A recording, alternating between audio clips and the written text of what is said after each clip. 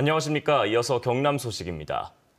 프로농구 창원 LG가 시즌 초반 상승세로 서울 SK를 꺾고 상위권으로 도약했습니다. 프로축구 경남FC도 2위 자리를 지키기 위해 남은 2경기에 사력을 다하게 됐습니다. 오승목 기자가 보도합니다. 주말을 맞은 농구 팬들이 경기장으로 몰려듭니다. 프로농구 창원 LG 세이커스가 2위로 올라설 수 있는 중요한 경기. 경남 홈경기 관중석은 일찌감치 가득 찼습니다. LG 세이커스가 오늘 2위를 하기 위해서 좋은 중요한 경기로 알고 있는데 오늘 꼭 이겨서 꼭 2위를 달성했으면 좋겠습니다. 코트 위에서 선수들이 몸을 푸는 가운데에도 관중석 곳곳에선 응원 열기가 뜨거웠습니다. 집에만 있으려니 좀 그래서 좀 활기차게 보내려고 왔는데 여기에다가 더해서 승리를 하면 더 기분 좋게 주말을 보낼 수 있을 것 같습니다. 34득점을 기록한 제임스 메이스의 폭발적인 활약으로 결과는 LG의 승리. 지난 시즌 10개 구단 중 9위와 비교하면 이번 시즌은 초반부터 상승세를 타고 있습니다. 메이스 선수가 굉장히 지금 활약이 대단하다고 생각을 많이 하고 있고 항상 응원을 하고 있습니다. 그래서 올해는 우승하지 않을까. 프로축구에선 경남FC가 울산 현대를 승점 1점 차로 아슬아슬하게 따돌리며 2위를 유지하는 상황. 아시아축구연맹 챔피언스리그 진출 티켓을 거머쥐기 위해 경남FC의 남은 2경기는 더욱 치열해질 것으로 보입니다. KBS 뉴스 오승복입니다. 겨울 철새가 낙동강 하구 습지에 몰려드는 시기가 돌아왔습니다. 올해는 지금까지 조사 이래 가장 많은 종류의 철새가 관찰될 수 있을지 관심이 모이고 있습니다. 장성길 기자의 보도입니다. 1일 날부터 먹이를 주거든요. 겨울의 징계에 큰 고니가 우아한 자태를 뽐냅니다. 청둥오리는 미끄러지듯 수면으로 내려앉습니다. 지난해에는 전국 철새 도래지 중 가장 많은 122개 종의 조류가 낙동강 하구에서 관찰됐습니다. 철새 관측 통계가 시작된 것은 지난 2003년. 지난 2010년 123개 종이 발견된 이후 하향세를 보이다가 지난해에 최고치에 근접했습니다. 지난해에 왔던 철새가 올해 다시 찾을 가능성이 큰 만큼 역대 최다종이 관찰될 가능성도 점쳐지고 있습니다. 낙동강 하구 습지대의 생태적 가치를 재확인시켜주는 의미 있는 현상이라는 분석입니다. 수심이 깊은 지역도 있고 갯벌이 드러나는 지역도 있고 담수 지역도 있고 기수 지역도 있고 이런 것처럼 선호하는 서식지들이 각각이 존재하다 보니까 그에 맞는 종들이 찾아오고 천연기념물이 얼마나 발견되느냐도 주목할 부분입니다. 최근 들어 발길이 뜸한 게리를 비롯해 10년 넘게 하구를 찾지 않는 호사비오리, 최근 들어 모습을 조금씩 드러내는 황새 등이 낙동강 하구를 찾을지도 관심거리입니다. 새를 만날 때는 얼굴을 보여주면 안 됩니다. 상대방한테 간섭을 주지 말고 살며시 자기 혼자 짝사랑하는 마음으로 관찰해야만이 새는 오랫동안 우리 곁에 머뭅니다. 한때 8,000개째까지 발견됐지만 최근 절반 수준으로 줄어든 큰 고니가 예전 수준을 회복할 수 있을지도 학계에서 관심 있게 지켜보고 있습니다. KBS 뉴스 장성길입니다.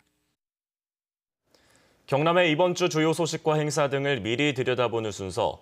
이번 주는 연말연시 어려운 이웃을 돕는 희망 2019 나눔 캠페인이 시작됩니다. 또 찬반 논란이 뜨거운 경남 학생 인권 조례 제정을 위한 공청회가 열리고 또 의회에서는 경상남도와 교육청의 올해 2회 추가 경정 예산안을 심의합니다. 미리 보는 한 주 소식 진정은 기자입니다. 내일부터 희망 2019 나눔 캠페인이 시작됩니다. 경남사회복지 공동모금회는 내일 창원시청 광장에서 사랑의 온도탑 제막식을 열고 성금 모금 운동을 시작합니다. 내년 1월 31일까지 73일 동안 모금 목표액은 92억 6,100만 원. 모금 목표를 1% 달성할 때마다 창원광장에 설치된 사랑의 온도탑이 1도씩 올라갑니다. 경남학생인권조례 제정을 위한 공청회가 내일 창원 경남교육연수원 홍익관에서 열립니다. 경남학생인권조례를 놓고 찬반 논란이 계속되고 있어 내일 공청회에서도 치열한 공방이 예상됩니다. 경남학생인권조례의 현재 논란이 되는 조항은 학생의 성 정체성과 두발 자유, 휴대전화 사용 등입니다. 수요일에는 경남도의회 정대회 2차 본회의가 열립니다. 이날 본회의에서는 박성호 경상남도 부지사와 박종훈 교육감이 참석해 올해 2회 추가 경정 예산안에 대해 설명합니다. 도의회는 나흘 동안 상임위와 예결위 심사를 거쳐 오는 28일 열리는 3차 본회의에서 2차 추가 경정 예산안을 최종 의결합니다. 목요일에는 경남 메세나 대회가 창원 풀만호텔에서 열립니다. 기업이 지역 문화예술인을 후원하는 경남 메세나 협회는 올해로 결성 11년째로 지금까지 기업 150여 곳이 예술단체와 결연했습니다. 금요일부터 사흘 동안 창원 컨벤션 센터에서는 의료와 건강 등 전시장 400여 개가 운영되는 항로화 산업 박람회가 열립니다. KBS 뉴스 진정은입니다. 다음은 경상남도와 자매 결연을 맺고 있는 일본 야마구치 현의 NHK 방송국에서 보내온 뉴스입니다. 일본에서는 벌써 연말 백화점 판매 경쟁이 시작됐다는 소식 등을 이하롬 아나운서가 전해드립니다. 백화점들이 벌써 연말 판매 경쟁에 들어갔습니다. 특히 올해는 복어를 잡기 시작한 지 130년을 맞이해 학을 본뜬 복어회와 복어튀김 등 한정 상품도 준비됐습니다. 料理をちょっと作ろうかなと思いまして、これを作ったら喜ばれますので、やっぱり喜んでいただける商品がいいかなと思います。 백화점 측은 다음 달 초부터 연말 쇼핑 본격 경쟁이 시작될 것으로 전망했습니다. 호우시의 병원에서는 대형 지진에 대비한 훈련이 진행 중입니다. 이번 훈련은 진도 6의 지진이 관측돼 야마구치 현립 종합의료센터에 다수의 부상자가 운반되는 것에 가정해 시행됐습니다. 현립 종합의료센터에서 이러한 대규모 훈련을 하는 것은 6년 만으로 이번 훈련을 통해 야마구치현은 문제점을 확인하고 재해에 대비할 예정입니다. 適切にどこに誰をっていう迅速な人配置だったりとかっていうのがなかなか普段やってるところとまた違うので、普段コミュニケーション取れてない方と一緒に仕事しなければいけませんから難しい面だなとは思います。そのあたりちょっと反省しながらやっていきたいと思います。 우베시에 있는 시모호리산의 등산로가 단풍으로 절정을 맞았습니다. 등산로에 있는 도우단 쯔쯔지 나무는 울타리에 사용되는 진달래과의 식물로 봄에는 범종 모양의 흰 꽃을 피우고 가을에는 잎이 짙은 빨간색으로 물듭니다. 이곳 등산로에는 380m에 걸쳐 약 200그루의 도우단 쯔쯔지가 심어져 있고 지난달 하순부터 단풍이 물들기 시작했습니다. KBS 뉴스 이하롬입니다.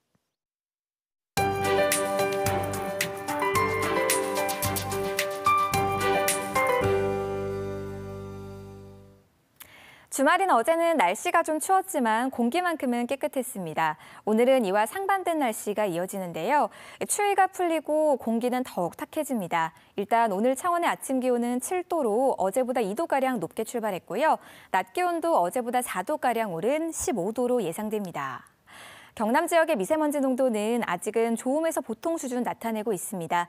하지만 대기가 정체되는 데다가 중국발 스모그까지 유입되면서 일시적으로 나쁨 수준으로 오를 때가 있겠습니다. 실시간 대기 정보를 잘 확인해 주셔야겠습니다. 이번 주에 날씨는 점점 더 추워집니다. 내일부터는 특히 아침 기온이 크게 떨어지면서 내륙을 중심으로 영하권의 기온을 보이겠고요. 낮 기온도 모두 15도 아래로 내려가겠습니다. 이제 정말 겨울 옷차림 해주셔야겠습니다. 현재 위성 영상 보시면 경남 지역으로 대체로 맑은 하늘 이어지고 있습니다. 오늘 종일 이 같은 하늘 볼 수 있겠고요. 안개로 인한 불편함은 크게 없겠습니다.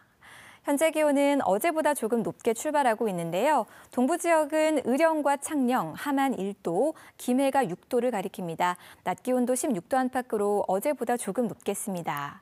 경남 서부 지역은 현재 기온 진주와 하동이 1도로 출발해서 낮 기온은 15도 안팎까지 오르겠습니다.